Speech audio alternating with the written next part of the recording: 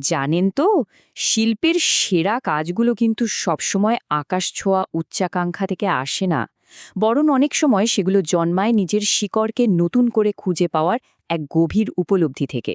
চলুন আজ এমনই এক অসাধারণ সৃষ্টির পেছনের গল্পটা শোনা যাক।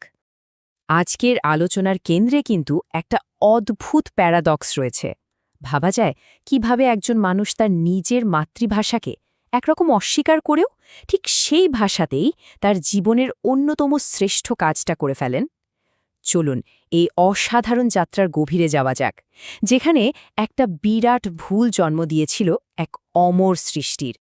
তো এই গল্পের যিনি প্রধান চরিত্র, তিনি আর কেউ নন ১৯ শতকের বাংলার নবজাগরণের অন্যতম শ্রেষ্ঠ প্রতিভা মাইকেল মধুসূদন দত্ত। আর তারুণ্যে তার বুকে ছিল শুধুমাত্র একটাই তীব্র স্বপ্ন। ব্যাপারটা হলো, সেই সময়টা ছিল ঔপনিবেশিক শাসনের, তাই না? তখন তো ইংরেজি ভাষা মানেই ক্ষমতা, সম্মান আর বিশ্বজোড়া স্বীকৃতি। মধুসূদনের মাথায় একদম গেঁথে গিয়েছিল যে ইংরেজি সাহিত্য জগতে ছাপ ফেলতে পারলেই মিলবে আসল অমরত্ব। আর এর ফলে যা হওয়ার তাই হলো। নিজের মাতৃভাষা বাংলা, সেটার দিকে তার তখন ফিরেও তাকানোর সময় ছিল না। এই যে কথাটা উনি বলেছেন, এটা থেকে কিন্তু শুধু তার আত্মবিশ্বাসটাই বোঝা যায় না, বরং সেই সময়ের বুদ্ধিজীবী মহলের মানসিকতাটাও স্পষ্ট হয়ে ওঠে। তাদের মধ্যে ইউরোপীয় সাহিত্যরীতিকে আপন করে নেওয়ার, তার সঙ্গে পাল্লা দেওয়ার একটা গভীর ইচ্ছা কাজ করত। আর মধুসূদন, তিনি ছিলেন সেই ইচ্ছারই এক্কেবারে জীবন্ত এক প্রতিমূর্তি। কিন্তু খ্যাতির এই যে তীব্র আকাঙ্ক্ষা, এই যে মোহ, এটা তাকে নিজের ঐতিহ্য থেকে ঠিক কতটা দূরে ঠেলে দিয়েছিল, আর এই যাত্রার শেষটা ঠিক কেমন হয়েছিল, চলুন সেটাই এবার দেখা যাক। এটাই ছিল তার জীবনের মূল দ্বন্দ্বটা। একদিকে বিশ্বজোড়া খ্যাতির হাতছানি, মানে বিশ্বমঞ্চে নিজেকে প্রতিষ্ঠা করার স্বপ্ন, আর অন্যদিকে নিজের ভাষার যে অমূল্য ভাণ্ডার, তাকেই পায়ে ঠেলে এগিয়ে যাওয়ার এক করুণ বাস্তবতা। কি অসাধারণ একটা রূপক, তাই না? নিজের ভাষার পদ্মবন ছেড়ে দিয়ে শ্যাওলা নিয়ে খেলতে যাওয়া। এটা কিন্তু শুধু একটা উপমা নয়, এটা ছিল তার গভীর এক ব্যক্তিগত যন্ত্রণার প্রতিচ্ছবি। নিজের ভুলের কারণে যে অমূল্য সম্পদটা হারাতে বসেছিলেন, তার জন্য এক নীরব হাহাকার। পদ্মের সৌন্দর্যকে অবহেলা করে শ্যাওলার পেছনে ছোটা, এই কথাটার মধ্যেই যেন তার অনুশোচনার সবটুকু গভীরতা লুকিয়ে আছে। এবার আমরা গল্পের সেই পর্যায়ে চলে এসেছি, যেটা হয়তো সবচেয়ে নাটকীয়। সুদূর ইউরোপে যখন তার বিশ্বজয়ের স্বপ্নটা একটু একটু করে ভাঙছে, ঠিক সেই সময়ে এক রাতে ঘটে গেল এক যুগান্তকারী ঘটনা।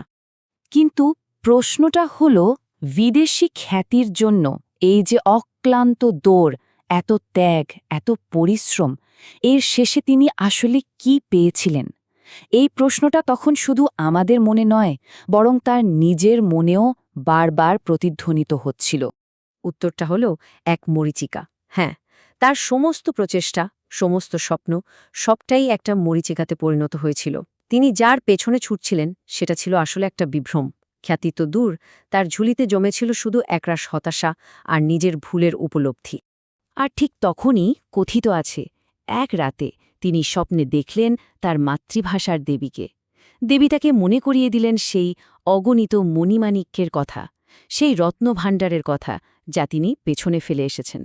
আসলে এই স্বপ্নটা কেবল একটা স্বপ্ন ছিল না, এটা ছিল এক প্রতীকী জাগরণ। বলা যেতে পারে একজন শিল্পী হিসাবে তার পুনর্জন্ম। ঠিক এই মুহূর্তেই তিনি বুঝতে পারলেন তার আসল ঐশ্বর্যটা আসলে কোথায় লুকিয়ে আছে। এই আত্ম-উপলব্ধির পর আর তাকে ঠেকায় কে? মধুসূদনের এই যে আধ্যাত্মিক জাগরণ, এর বাস্তব রূপটা ছিল বাংলা সাহিত্যে এক নতুন দিগন্তের উন্মোচন। আর সেই দিগন্তের নাম বাংলা সনেট। এই টাইমলাইনটা দেখলে পুরো জার্নিটা আরও পরিষ্কার হয়ে যায়।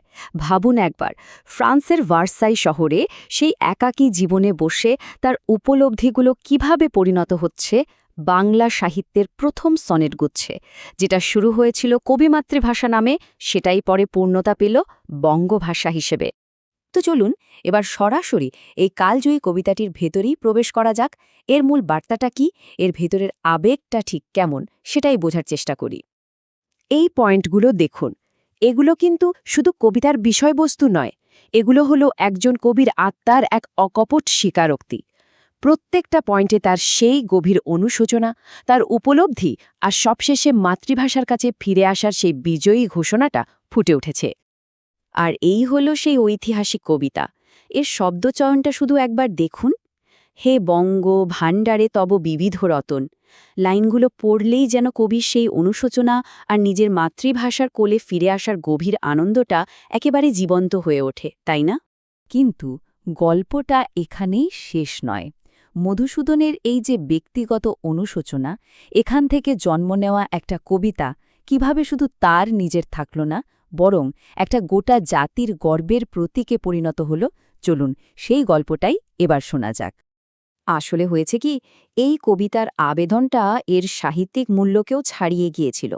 এটা আর শুধু একটা কবিতা ছিল না, এটা হয়ে উঠেছিল বাঙালির সাংস্কৃতিক আত্মপরিচয়ের, তাদের গর্বের এক শক্তিশালী স্তম্ভ। ব্যাপারটা একবার ভাবুন তো, শিল্প ইতিহাসকে কতটা গভীরভাবে প্রভাবিত করতে পারে। একজন কবির ব্যক্তিগত উপলব্ধি থেকে লেখা একটা কবিতা, সেটাই কিনা পরবর্তীকালে একটা গোটা জাতির ভাষা রক্ষার সংগ্রামের প্রেরণার বীজ বা বীজাঙ্কুর হয়ে উঠেছিল। আর সেই একটা বীজ থেকেই জন্ম নিয়েছিল এক বিশাল আন্দোলন। আর এই প্রশ্নটাই বোধহয় মধুসূদনের জীবনের সবচেয়ে বড় শিক্ষা। তার গল্পটা তো আসলে শুধু একজন কবির গল্প নয়, এই গল্পটা হয়তো তাদের সকলের, যারা কখনো না কখনো নিজের শিকড় থেকে বিচ্ছিন্ন বোধ করেছে।